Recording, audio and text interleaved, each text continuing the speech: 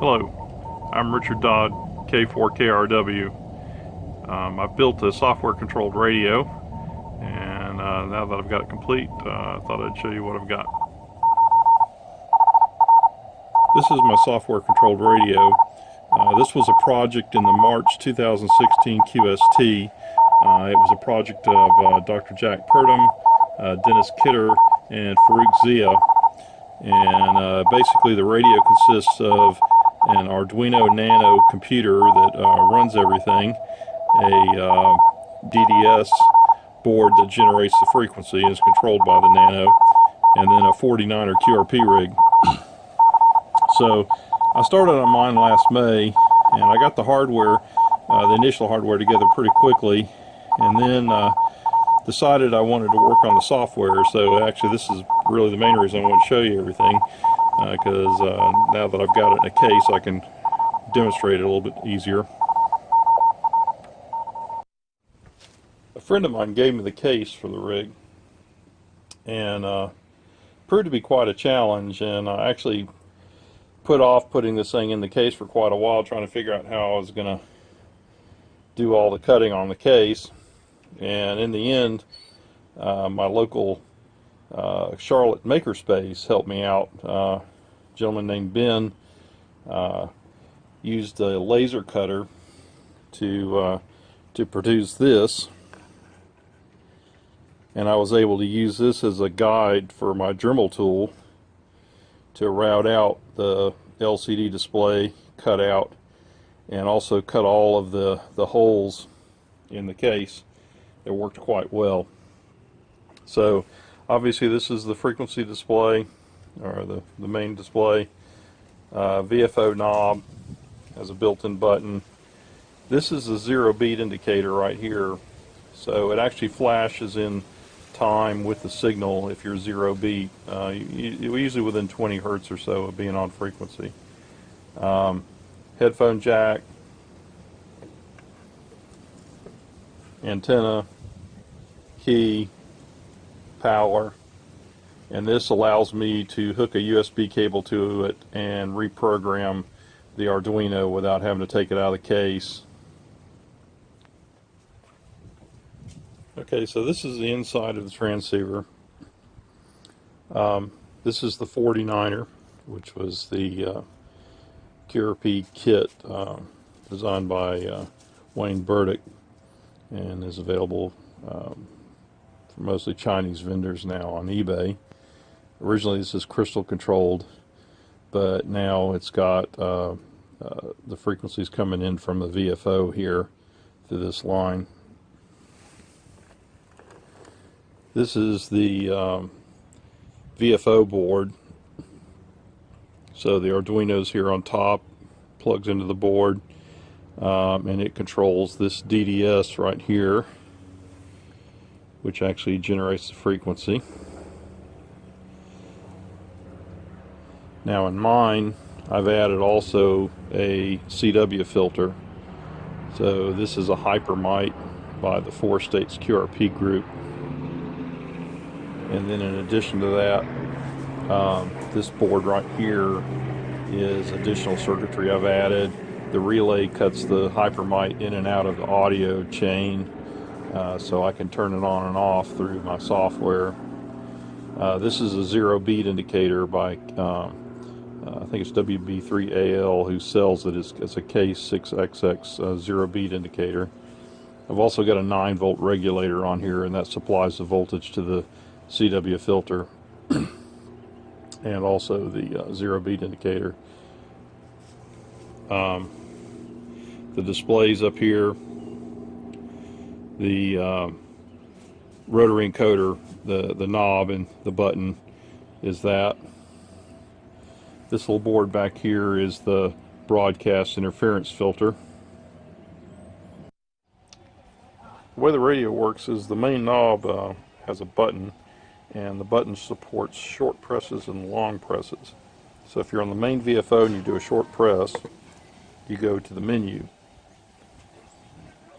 And then if you do a long press, you go back to the VFO. If you're on the VFO and you do a long press, you go to the RIT. there's status indicators on the display.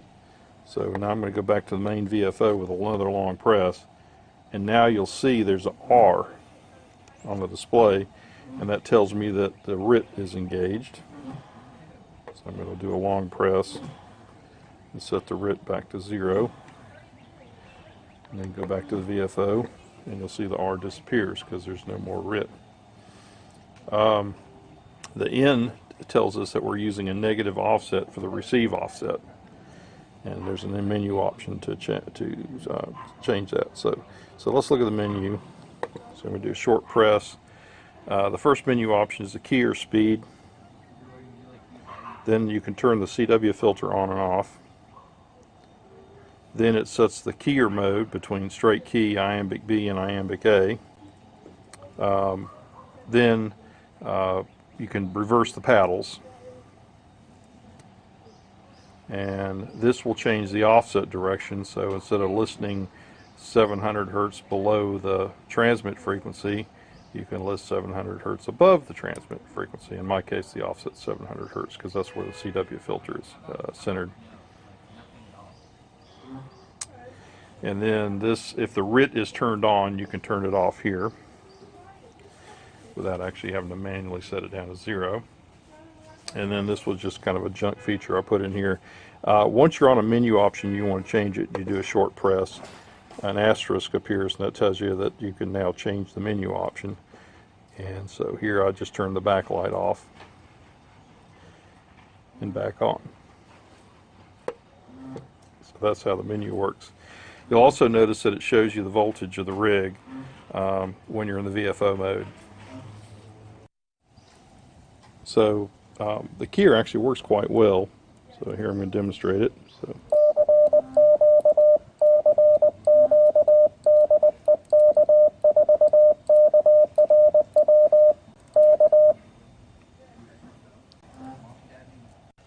So we're going to change the keyer speed here. So we're on the menu item for the keyer speed. Push the button. Now I can change it, and I'll squeeze.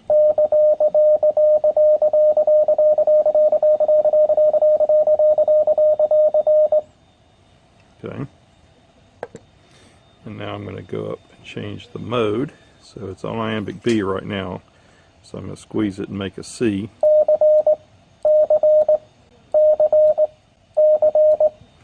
Okay, I'm going to switch it to iambic A, and the same action now is going to make a K.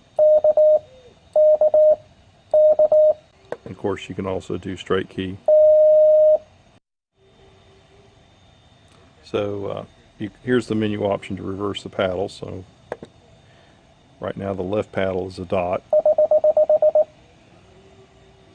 Now I'm going to reverse it. Now the left paddle is a dot dash.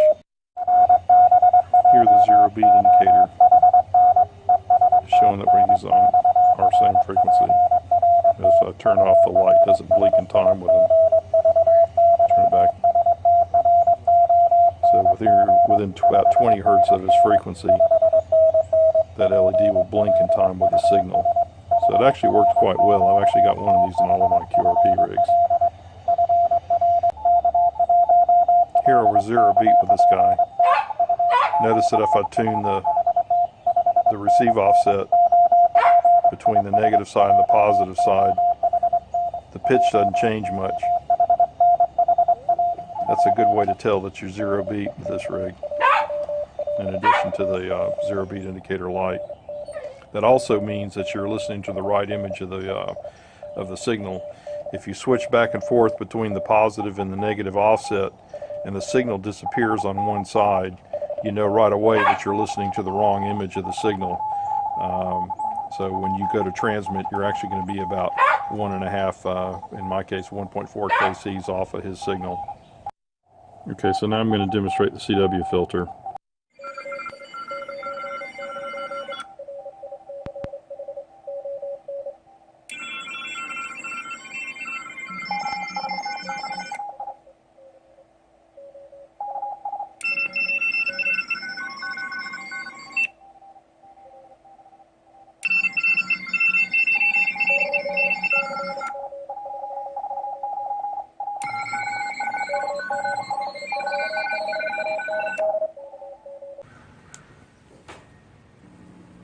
Now this is another thing I did, is I made the rig so it does a check on startup to see if the key is depressed, because I actually blew the rig up when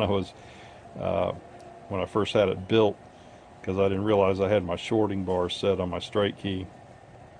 So now it comes up, and if it sees they're shorted, it throws that error on the screen, error check key, and then all you have to do is fix the problem, and now the rig goes back to normal operation. Now the way I got the button back, originally the radio, you press the button to change the tuning speed and then you tuned. Well, the way I got the button back is I made the tuning speed variable depending on how fast you turn the knob. So here I'm going to turn the knob slow, and you'll see it goes up 10 hertz at a time. You can turn it a little bit faster and you'll see it goes up 100 hertz at a time.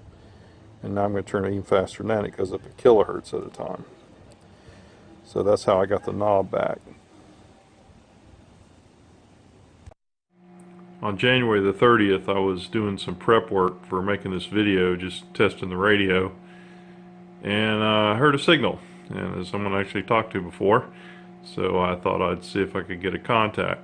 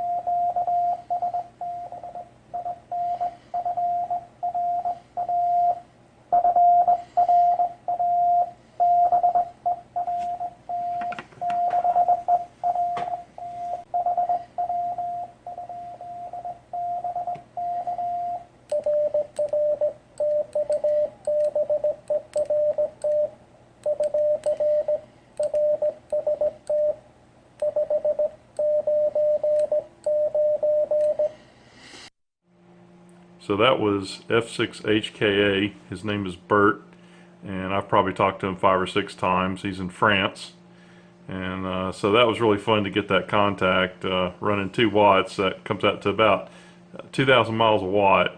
So what a great contact to get just for the second contact on the completed rig. Lots of fun. So that's it. So as you can see, it's working quite well. I'm really enjoying it. It's a fun little rig, and I hope you enjoyed this video. Again, this is Richard Dodd, K4KRW 73.